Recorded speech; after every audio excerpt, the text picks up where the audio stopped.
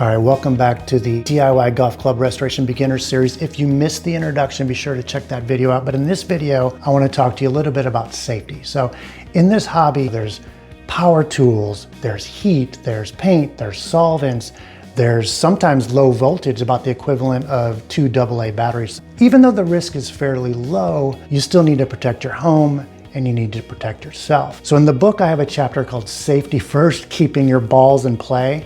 And it's all of the safety tips that you need for each step in the process. As a bare minimum, I would recommend a couple of things. First of all, this hobby generates a ton of dust. Normally I work outside. If you follow this channel, you know that I do all my work outdoors, but you still need to protect your lungs. So generally I use one of those N95 COVID masks that you see the dorks at the airport still wearing. Or if you want to go the extra step, you should use a respirator. We use heat. Sometimes we use a heat gun, or we use a kitchen torch to do club head removal. So you're gonna want to use some thick leather gloves or like a pot holder. Or if we're gonna use paints or solvents, you're gonna want to use some chemical resistant gloves to protect your hands. Then you need to protect your eyes. There's dust flying around. You really need to make sure that nothing gets in your eyes. So you can use safety goggles, or I prefer a full mask because I wear glasses.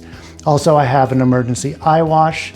Right next to my workstation, I have a fire extinguisher. It's up to you to make sure that you're safe and your home is safe.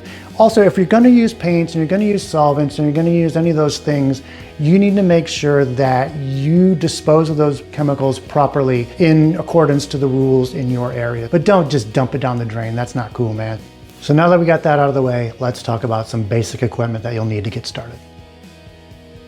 In terms of equipment, you really don't need a lot to get started in this hobby. In fact, if you look around the shop, there's more toys than tools.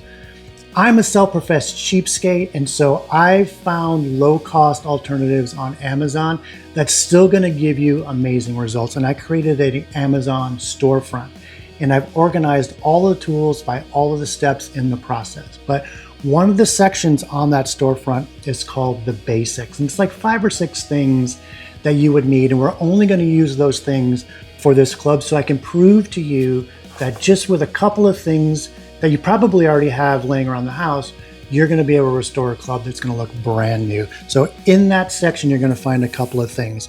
There's going to be a cheap kitchen butane torch. You could use a heat gun if you have one of those. We're going to use that to remove the club head. Then you're going to find various grades of sandpaper, from like 220 grit all the way up to like 600 or 800 grit. That's gonna do the majority of the work for us until we get to the polishing step. Then in terms of polishing, I found some inexpensive polishing wheels and polishing compound. Gonna give you great results. And then for the polisher, that's probably the one sort of specialized bit of equipment that's homemade. Every estate sale has bench grinders for like $20 or $30 that you can buy. And we converted that into a polisher in about 5 minutes.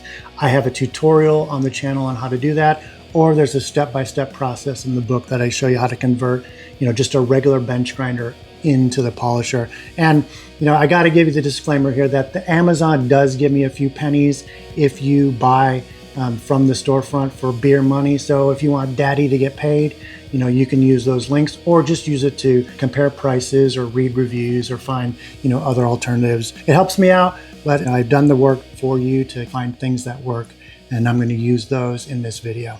So now that the boring stuff's out of the way, let's grab a club and I'll walk you through the entire process.